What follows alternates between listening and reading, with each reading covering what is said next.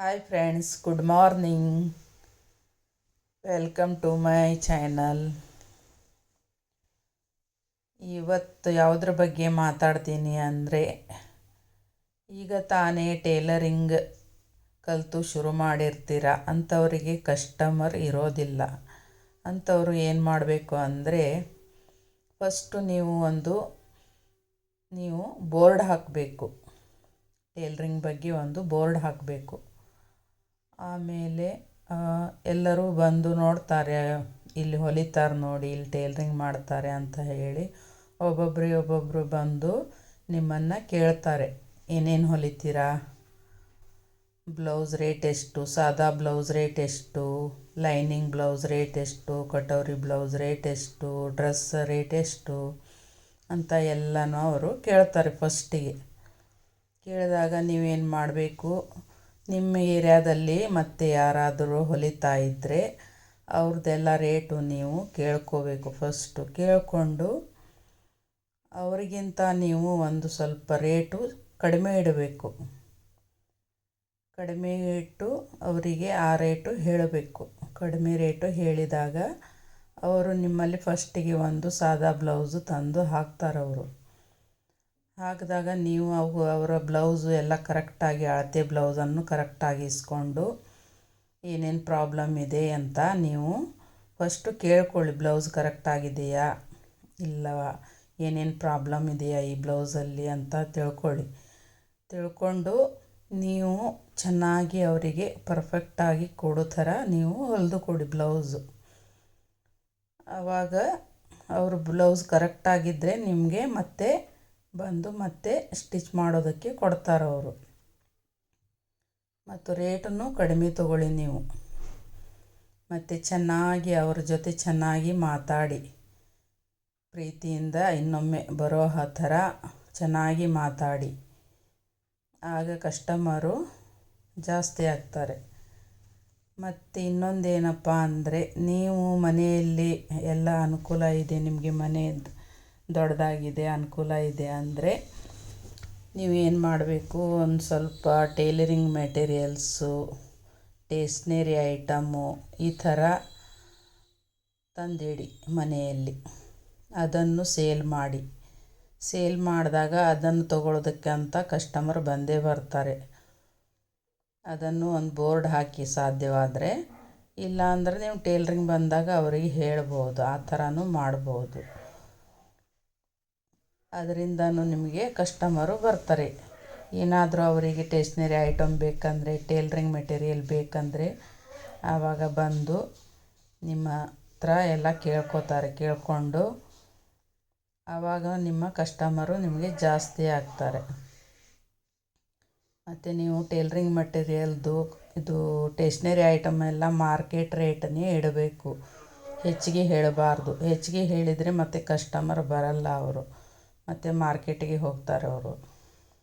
ಈ ಥರ ಮಾಡೋದ್ರಿಂದನೂ ನಿಮಗೆ ಕಸ್ಟಮರು ಜಾಸ್ತಿ ಆಗ್ತಾರೆ.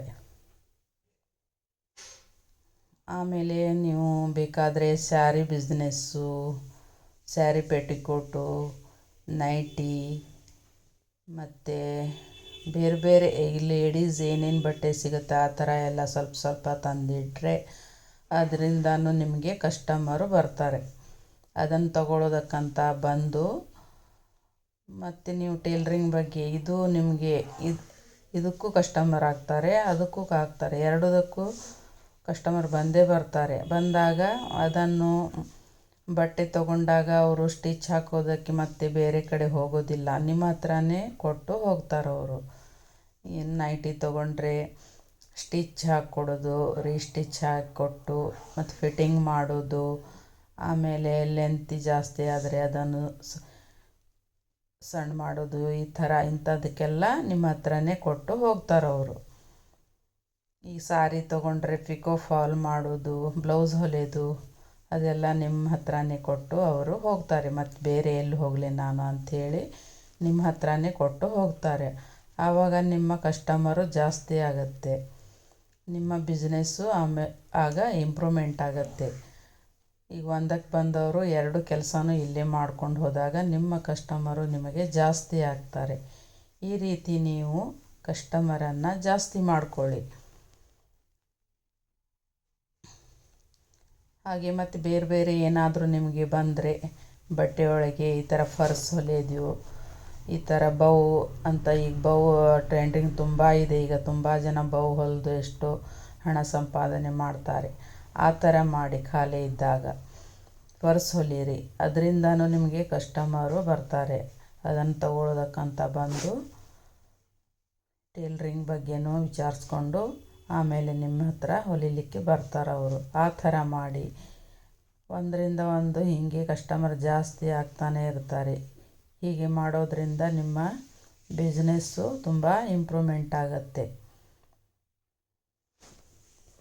ಮತ್ತು ಬ್ಲೌಸ್ ಅವರಿಗೆ ನೀವು ಕರೆಕ್ಟಾಗಿ ಹೊಲಿದು ಕೊಟ್ಟರೆ ಅವರು ಇನ್ನೊಂದು ಸಲ ನಿಮ್ಮ ಹತ್ರನೇ ಬಂದು ಹಾಕ್ತಾರೆ ಅವರು ಬ್ಲೌಸು. ಹೀಗೆ ಮಾಡಿ ನಿಮ್ಮ ಬಿಸ್ನೆಸ್ಸನ್ನು ಇಂಪ್ರೂವ್ಮೆಂಟ್ ಮಾಡಿಕೊಳ್ಳಿ. ಮತ್ತು ಅವರ ಹತ್ತಿರ ಚೆನ್ನಾಗಿ ಮಾತಾಡಿ.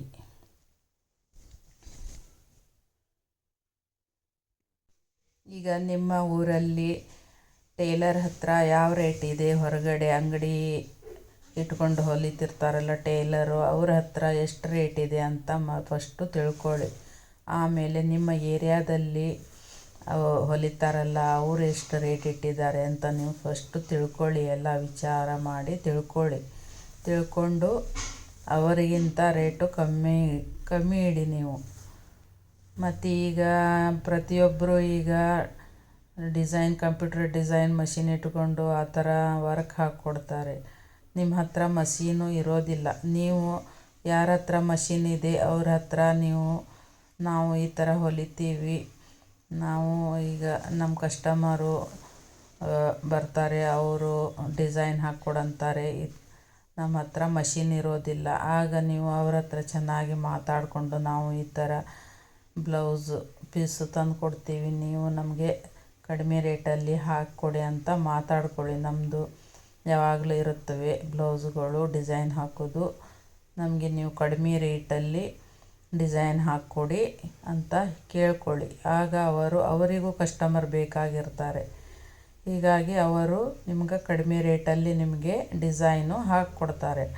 ಆಗ ನೀವು ಆ ಥರ ಕಸ್ಟಮರ್ ಬ್ಲೌಸ್ಗಳು ಹಿಡಿದು ಮದುವೆ ಬ್ಲೌಸು ಎಲ್ಲ ಹಿಡ್ಕೊಂಡು ಅವರಿಗೆ ನೀವು ಡಿಸೈನ್ ಹಾಕ್ಕೊಂಡು ನೀವು ಬ್ಲೌಸು ಸ್ಟಿಚ್ ಮಾಡಿಕೊಡ್ಬೋದು. ಈಗ ಅಂಥದಕ್ಕೆಲ್ಲ ತುಂಬ ರೇಟ್ ಇದೆ. ಈ ಥರ ಮಾಡಿ ಆಮೇಲೆ ಈಗ ನಿಮಗೆ ಡಿಸೈನ್ ಎಲ್ಲ ಹೊಲಿಲಿಕ್ಕೆ ಬರುತ್ತೆ ಅಂದರೆ, ಈಗ ಬ್ಲೌಸ್ಗಳು ಡಿಸೈನ್ ಇಟ್ಟು ತುಂಬ ಹೊಲಿಸ್ತಾರೆ. ನಿಮಗೆ ಅದೆಲ್ಲ ಬರುತ್ತೆ ಅಂದರೆ ನೀವು ಬ್ಲೌಸಿಗೆ ಈಗ ಅವ್ರು ಕೊಡೋ ರೇಟ್ಗಿಂತ ನೀವು ಒಂದು 100 ರೂಪಾಯಿ ಜಾಸ್ತಿ ಹೇಳಬೇಕು. ಅಂದರೆ ಅಷ್ಟು ವರ್ಕ್ ಇರುತ್ತದೆ, ಡಿಸೈನು ತುಂಬ ಟೈಮ್ ಹಿಡಿಯುತ್ತೆ. ಆದ್ದರಿಂದ ಅವರಿಗೆ ನೀವು 100 ರೂಪಾಯಿ ಎಕ್ಸ್ಟ್ರಾ ಹೇಳಬೇಕು.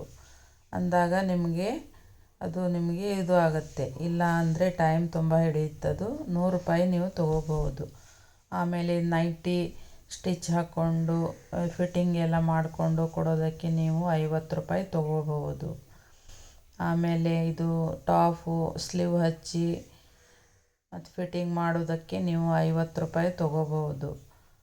ಆಮೇಲೆ ಇದು ಪಿಕೋ ಫಾಲು ನಿಮ್ಮ ಊರಲ್ಲಿ ಯಾವ ರೇಟ್ ಇದೆ ಅದ್ರ ಮೇಲೆ ಇದು ಆಗುತ್ತೆ. ಅವ್ರಕ್ಕಿಂತ ಸ್ವಲ್ಪ ನೀವು ಕಡಿಮೆನೇ ಇಡಿ.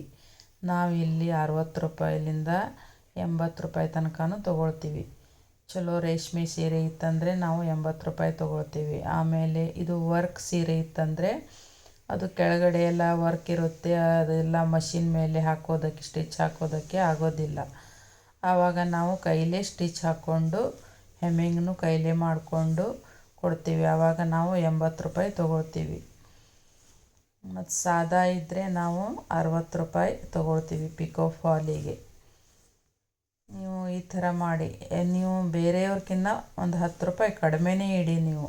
ಆಗ ನಿಮ್ಮ ಕಸ್ಟಮರು ನಿಮಗೆ ಜಾಸ್ತಿ ಆಗ್ತಾರೆ ಈ ಥರ ಮಾಡೋದ್ರಿಂದ. ಆಮೇಲೆ ಇದು ಟೈಲರಿಂಗ್ ಮಟೀರಿಯಲ್ ಎಲ್ಲ ಎಲ್ಲಿಂದ ತರೋದಪ್ಪ ಅಂತ ನೀವು ಯೋಚನೆ ಮಾಡ್ತಿದ್ರೆ, ನಿಮಗೆ ಹತ್ತಿರದ್ದು ಸಿಟಿ ಯಾವುದು ಇದೆ ಅಲ್ಲಿ ನೀವು ತೊಗೋಬೋದು. ಅಲ್ಲಿ ಹೋಲ್ಸೇಲ್ ಅಂಗಡಿಗಳು ಇದ್ದೇ ಇರುತ್ತವೆ. ಈಗ ಹುಬ್ಬಳ್ಳಿಗೆ ಹತ್ತಿರ ಆದರೆ ಹುಬ್ಬಳ್ಳಿಗೆ ಹೋಗ್ಬೋದು. ಅಲ್ಲಿ ಕಡಿಮೆ ರೇಟಲ್ಲಿ ಹೋಲ್ಸೇಲು ಬಟ್ಟೆ ಆಗಲಿ ಟೇಲ್ರಿಂಗ್ ಮಟೀರಿಯಲ್ ಆಗಲಿ ಪ್ರತಿಯೊಂದು ಸಿಗುತ್ತವೆ ಅಲ್ಲಿ. ಆಮೇಲೆ ನೀವು ಬೆಂಗಳೂರಿಗೆ ಹತ್ತಿರ ಆದರೆ ನೀವು ಬೆಂಗಳೂರಲ್ಲಿ ಚಿಕ್ಕಪೇಟೆಲಿ ಹೋಗಿ ತೊಗೊಳ್ಬೋದು. ಅಲ್ಲಿನೂ ಎಲ್ಲ ಥರ ಸಾಮಾನುಗಳು ಸಿಗುತ್ತವೆ ಅಲ್ಲಿ ನೀವು ತೊಗೋಬೋದು. ಬಟ್ಟೆಯಿಂದ ಹಿಡಿದು ಪ್ರತಿಯೊಂದು ಅಲ್ಲಿ ಸಿಗುತ್ತೆ, ಏನಿಲ್ಲ ಅಂತ ಇಲ್ಲ, ಅಲ್ಲಿ ತೊಗೋಬೋದು. ಆಮೇಲೆ ದಾವಣಗೆರೆ ಹತ್ತಿರ ಆದರೆ ಅಲ್ಲಿ ನೀವು ತೊಗೋಬೋದು. ಅಲ್ಲಿ ತುಂಬ ಹೋಲ್ಸೇಲು ಬಟ್ಟೆ ಆಗಲಿ ಪ್ರತಿಯೊಂದು ಸಿಗುತ್ತೆ. ಹೀಗೆ ನಿಮ್ಮ ಹತ್ತಿರ ಯಾವುದು ದೊಡ್ಡ ದೊಡ್ಡ ಸಿಟಿ ಇದೆ ಅಲ್ಲಿ ಹೋಗಿ ನೀವು ಪರ್ಚೇಸ್ ಮಾಡ್ಬೋದು. ಕಡಿಮೆ ರೇಟಲ್ಲಿ ನಿಮಗೆ ಸಿಗುತ್ತವೆ. ನಿಮ್ಗೆ ಇಷ್ಟ ಅಂತ ನೀವು ನಿಮ್ಮ ಮಾರ್ಕೆಟಲ್ಲಿ ಅದರ ರೇಟ್ ಎಷ್ಟಿದೆ ಅದೇ ರೇಟು ನೀವು ಇಡಬೇಕು. ಅದಕ್ಕಿಂತ ಹೆಚ್ಚಿಗೆ ತೊಗೊಳ್ಳಿಕ್ಕೆ ಹೋಗಬೇಡಿ. ಹೆಚ್ಚಿಗೆ ತೊಗೊಂಡಾಗ ನಿಮ್ಮ ಹತ್ರ ಕಸ್ಟಮರು ಬರೋದೇ ಇಲ್ಲ. ₹1 ನೀವು ಹೆಚ್ಚಿಗೆ ತೊಗೊಂಡ್ರೂ ನಿಮ್ಮ ಹತ್ರ ಕಸ್ಟಮರ್ ಬರಲ್ಲ.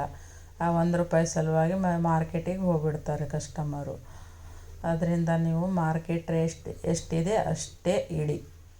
ಆಗ ಅವರಿಗೆ ಹತ್ರನೂ ಆಗುತ್ತೆ ಮತ್ತು ರೇಟ್ನೂ ಅದೇ ರೇಟ್ ಇರುತ್ತೆ ಅಂತ ಹೇಳಿ ಕಸ್ಟಮರು ನಿಮ್ಮ ಹತ್ರ ಬರ್ತಾರೆ. ಈ ರೀತಿ ಮಾಡೋದರಿಂದ ನಿಮಗೆ ಕಸ್ಟಮರು ಜಾಸ್ತಿ ಆಗ್ತಾರೆ. ಈಗ ಕಸ್ಟಮರು ಈಗ ಯಾವುದಾದ್ರೂ ಹಳೆ ಬಟ್ಟೆ ತಂದು ಕೊಟ್ಟರೆ ನೀವು ಇಲ್ಲ ಅಂತ ಅವರಿಗೆ ಹೇಳಬಾರ್ದು. ಆ ಬಟ್ಟೆನ ನೀವು ಸ್ಟಿಚ್ ಮಾಡಿ ಕೊಡಬೇಕು. ಆಗಲೂ ಕಸ್ಟಮರು ಜಾಸ್ತಿ ಆಗುತ್ತಾರೆ. ನೀವು ಬರೀ ಹೊಸ ಬಟ್ಟೆ ಮಾತ್ರ ಹೊಲಿತೀನಿ ನಾನು, ಹಳೆ ಬಟ್ಟೆ ಹೊಲಿಯಲ್ಲ ಅಂತ ಅಂದರೆ ಅವರು ಬರೋದಿಲ್ಲ. ಹಳೆ ಬಟ್ಟೆನೂ ನೀವು ಸ್ಟಿಚ್ ಮಾಡಿ ಕೊಡಬೇಕಾಗತ್ತೆ. ಆಗ ಕಸ್ಟಮರು ಜಾಸ್ತಿ ಆಗ್ತಾರೆ. ಎಲ್ಲ ಥರ ಹೊಲಿದು ಕೊಡ್ತಾರೆ ಇವರು ಅಂಥೇಳಿ ಆವಾಗ ನಿಮ್ಮ ಹತ್ರನೇ ಅವರು ಬರ್ತಾರೆ. ಈಗ ಕೆಲವೊಂದು ಕಸ್ಟಮರು ತುಂಬ ಕಿರಿಕಿರಿ ಇರುತ್ತವೆ. ಏನಾದರೂ ಒಂದು ಚಿಕ್ಕ ತಪ್ಪಾದರೂ ದೊಡ್ಡದಾಗಿ ಮಾಡಿಕೊಂಡು ಜಗಳ ಮಾಡೋರು ಈ ಥರ ಎಲ್ಲ ಕಸ್ಟಮರ್ ಇರ್ತಾರೆ. ಅಂಥವ್ರ ಹತ್ರ ನೀವು ಚೆನ್ನಾಗಿ ಮಾತಾಡಿಕೊಂಡು ಏನಾಯಿತು ಏನು ಅಂತ ಕೇಳಿಕೊಂಡು ನಾನು ಸರಿ ಮಾಡಿಕೊಡ್ತೀನಿ, ನಿಮಗೆ ಬ್ಲೌಸ್ ಹಾಕಿ ತೋರಿಸಿ ಎಲ್ಲಿ ಮಿಸ್ಟೇಕ್ ಆಗಿದೆ ಅಂತ ನಾನು ನೋಡ್ತೀನಿ, ನೀವು ಬ್ಲೌಸ್ ಹಾಕ್ಕೊಂಡು ನನಗೆ ತೋರಿಸಿ ಅಂತ ನೀವು ಅವ್ರ ಹತ್ರ ಹೇಳಬೇಕು. ಹೇಳಿದಾಗ ಅವ್ರು ಬ್ಲೌಸ್ ಹಾಕಿ ತೋರಿಸಿದಾಗ ಅವ್ರು ಏನು ಮಿಸ್ಟೇಕ್ ಆಗಿದೆ ಅಂತ ನೋಡಿ ನೀವು ಅವರಿಗೆ ಸರಿ ಮಾಡಿಕೊಟ್ರೆ ಅವರು ಸುಮ್ಮನೆ ಹೋಗ್ತಾರೆ. ಹಾಗೆ ಮತ್ತೆ ನಿಮ್ಮ ಹತ್ರನೂ ಬರ್ತಾರೆ ಅವರು. ಹೀಗೆ ಚೆನ್ನಾಗಿ ಮಾತಾಡ್ತಾರೆ ಅವರು, ಬೇಜಾರು ಮಾಡ್ಕೊಳ್ಳಲ್ಲ, ಸರಿ ಮಾಡಿಕೊಡ್ತಾರೆ ಅಂತ ಹೇಳಿ ಕಸ್ಟಮರು ಮತ್ತು ನಿಮ್ಮ ಹತ್ರನೇ ಬರ್ತಾರೆ ಅವರು. ಮತ್ತು ಮುಂದಿನ ಸಲ ನೀವು ಆ ಥರ ಆಗದಿದ್ದ ಹಾಗೆ ನೋಡಿಕೊಂಡು ಚೆನ್ನಾಗಿ ಹೊಲಿಬೇಕು. ಅವರು ಯಾವ ಥರ ಮಿಸ್ಟೇಕ್ ಆಗಿದೆ ಅಂತ ನೋಡಿಕೊಂಡು ಚೆನ್ನಾಗಿ ಹೊಲಿದು ಅವರಿಗೆ ತಿಳಿಸಿ ಹೇಳಿ ಅವರಿಗೆ ಇದು ಮಾಡಬೇಕು. ಇನ್ನೊಂದು ಸಲ ಬರೋ ಹಾಗೆ ನೀವು ಮಾತಾಡಬೇಕು. ಆಗ ಕಸ್ಟಮರು ಬೇರೆ ಕಡೆ ಹೋಗಲ್ಲ, ನಿಮ್ಮ ಹತ್ರನೇ ಬರ್ತಾರವರು. ಈ ವಿಡಿಯೋ ನಿಮಗೆ ಯೂಸ್ಫುಲ್ ಅನಿಸಿದರೆ ನನಗೆ ಲೈಕ್ ಕೊಡಿ. ಹಾಗೆ ನೀವು ಸಬ್ಸ್ಕ್ರೈಬ್ ಮಾಡ್ಕೊಳ್ಳಿ. ವಿಡಿಯೋನ ಪೂರ್ತಿಯಾಗಿ ನೋಡಿ. ಈ ಥರ ಟಿಪ್ಸ್ಗಳನ್ನು ನಾನು ನಿಮಗೆ ಕೊಡ್ತಾನೇ ಇರ್ತೀನಿ. ಯಾರು ಸಬ್ಸ್ಕ್ರೈಬ್ ಮಾಡ್ಕೊಳ್ಳೋದೇ ಹಾಗೆ ಯಾರೂ ನೋಡಬೇಡಿ, ಸಬ್ಸ್ಕ್ರೈಬ್ ಮಾಡಿಕೊಂಡೇ ನೋಡಿ. ಹಾಗೆ ನೀವು ಕೂಡ ಒಂದು ಯೂಟ್ಯೂಬ್ ಚಾನಲನ್ನು ಓಪನ್ ಮಾಡಿ. ಈ ಥರ ಎಲ್ಲ ಕೆಲಸ ಮಾಡೋದು ಎಲ್ಲ ಪ್ರತಿಯೊಂದು ನೀವು ಯೂಟ್ಯೂಬಲ್ಲಿ ಹಾಕಿದರೆ ಅದರಿಂದನೂ ನೀವು ಹಣ ಗಳಿಸ್ಬೋದು. ಈ ಥರ ಐಡಿಯಾಗಳನ್ನು ನೀವು ಉಪಯೋಗಿಸಿ. ಮತ್ತು ನಾನು ಮುಂದಿನ ವಿಡಿಯೋಗೆ ಎಲ್ಲ ನಿಮಗೆ ಒಳ್ಳೊಳ್ಳೆ ವಿಡಿಯೋಗಳನ್ನು ಹಾಕ್ತಾ ಇರ್ತೀನಿ. ನೀವು ಸಬ್ಸ್ಕ್ರೈಬ್ ಮಾಡಿಕೊಂಡು ಬೆಲ್ಲನ್ನು ಒತ್ತಿದಾಗ ನಾನು ಹಾಕ್ತಾ ಇರೋ ಎಲ್ಲ ವಿಡಿಯೋಗಳು ನಿಮಗೆ ಮೊದಲಿಗೆ ಬರುತ್ತವೆ. ನಮಗೆ ಹೀಗೆ ಸಪೋರ್ಟ್ ಮಾಡ್ತಾ ಇರಿ. ನಾನು ಮತ್ತೆ ನಿಮಗೆ ಒಳ್ಳೊಳ್ಳೆ ವಿಡಿಯೋಗಳನ್ನು ಹಾಕ್ತಾ ಇರ್ತೀನಿ. ಮತ್ತೆ ಸಿಗೋಣ ಮುಂದಿನ ವಿಡಿಯೋದೊಂದಿಗೆ. ನಮಸ್ಕಾರ ಫ್ರೆಂಡ್ಸ್.